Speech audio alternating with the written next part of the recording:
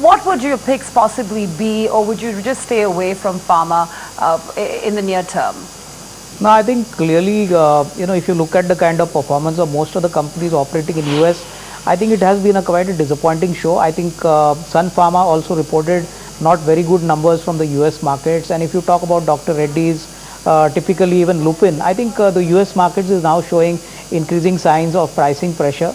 Margins are under pressure, and obviously, most of these companies operating here, my sense is that clearly you could see couple of quarters, margins continuing to be under pressure, and obviously some sort of derating in these stocks is bound to happen. I think clearly within the space, we like something like a Natco Pharma, which is clearly a very large kind of vertically integrated research play.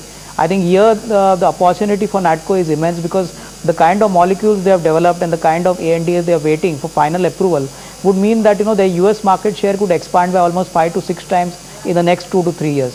I think earnings have also been very strong. So I think selectively, one can look at pharma companies like Natco Pharma, but otherwise I think this is going to be a stock specific kind of exercise where across the board I think one cannot go and take a blind call for pharma, and the large cap companies, definitely something like a Sun or a Lupin Pharma, could underperform for the near term.